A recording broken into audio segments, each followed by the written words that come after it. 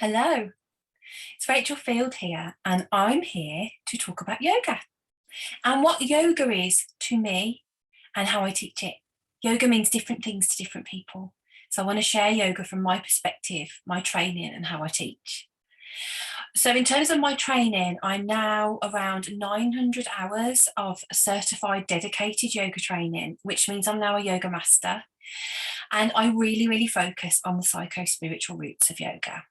Yoga is 5,000 years old, and it's a psycho spiritual experience, and it's transformational, and it's magic, and I absolutely love it. So, when it comes to yoga, it has many layers, and yoga actually means union. So, union, self mastery, union with yourself, and union between yourself and a higher power. And in nowhere in yoga does it tell you what that higher power is. It's whatever that is for you. It's not religious, it's spiritual. And however that is for you is however that feels, and the language is how that feels and works for you. So, a lot of you watching this probably think yoga is a really physical practice, strength, lots of stretching, maybe a little bit what looks like gymnastics. And whilst all of this is incredible and amazing, that's only a one gateway of yoga. And that's all we see, really, I suppose, in the public domain. So I teach the yoga beyond the physical. So of course, we look at the physical body. I move your body sometimes. We definitely look at the magic body, and we look at the chakras and the energy, and we feel within the body, and we connect with emotions in the body. So I absolutely love that. We move with meditation, but it's a side note if you become stronger with yoga. It's not the primary focus. So for me, I share the 8-limbed path, asana. We see that as poses, and that's just one out of the 8 limbs. So it's only one very small part of yoga. And actually, asana means seat. It's just we in the West have taken that to mean poses. So this is a fantastic evolution of yoga into the physical aspect. But have we taken it too far? Have we gone beyond the magic and the transformation? And are we taking it beyond self-mastery and just focused on the physical? Who knows? I'm here to explore that with you.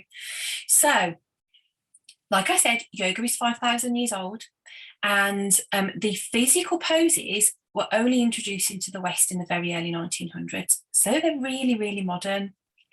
And do you know why the poses are called what they're called? For example, mountain pose. Why is it called mountain? What are the energetics behind it? If you don't, I'd love to work with you, because this is where all the magic lies, and this is where I love teaching. So a little bit of background. I was always told by medical professionals to not do yoga. So I've had a spinal condition from a young age, and always told that yoga wouldn't support me due to my condition. Bear in mind that yoga is really good for back pain and back problems, but obviously back problems are very unique and individual, and my doctors were right. What we see in the West as yoga, my body doesn't respond well to, particularly my spine. However, after spinal surgery, something in my gut just flipped and was very much like, you're ready for yoga now. So I followed that calling and ended up on a retreat with a teacher who I didn't know in a foreign country, and knowing that I lived with an invisible disability. I'd been through a lot of spinal trauma and didn't know why I was doing this. Calling of the soul. So I went and I met this beautiful teacher called Sharon Hopley, who showed me what yoga was, and the energy that she teaches with is just, I don't mean physical energy like woo, I mean energy, the spiritual energy, the connection to yoga. It's beautiful, and she taught me a lot. I then was a student at a local yoga studio called the Yoga Shala, and a wonderful teacher, the owner of the Shala, called Michelle Boxley. She really encouraged me to go into train to yoga because she saw something in me. I knew that yoga was something that had been supporting me in my health, and that I needed to bring this teaching out to the world to bring yoga back to its roots, and for healing, for relaxation, the psycho-spiritual aspect. So Michelle thoroughly supported me. In fact, she hired me. She was my first hire as a qualified teacher, and I'm eternally grateful for that. So despite medical doctors telling me yoga wasn't for me, they weren't wrong. However, it was the lack of education of what yoga is in the West as to why they weren't right either. So I found yin yoga and restorative yoga, meditation, mantras, all of that stuff, which is yoga. If you meditate, you do yoga. Yoga is more than a 1 hour class on the mat every week.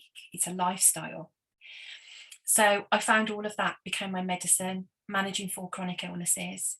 And I use it to feel into my body, to work with the emotions in my body, to work with the pain in my body. I just love it, and I love teaching it. So I love sharing the gift of yoga with people, and it's one of the tools that I use with my clients to create transformation, finding peace in pain. And like I share and talk about, pain comes in many forms: chronic physical pain, emotional pain like long-term grief and loss, and spiritual pain like the confusion of going through an awakening, feeling lost on the journey. So I use yoga as a tool. And yeah, at the moment, I have a wonderful, it's called a beginner's yoga program. However, it's not for beginners. I have people that have been doing yoga for over 4 years in this program, and they are learning so much because I'm taking you beyond the physical. It's called Beyond Asana, which means beyond the physical. And it's real deep dive into yoga, and it's broken up. Yoga, you can do it at home. It will cultivate a home practice, and you don't need a yoga mat. Trust me, it's magical, and I love it, and the feedback I get is incredible. And that's all included in my Serenity experience and with my private programs. So yeah, I look forward to connecting with you. Any questions, just let me know. Lots of love.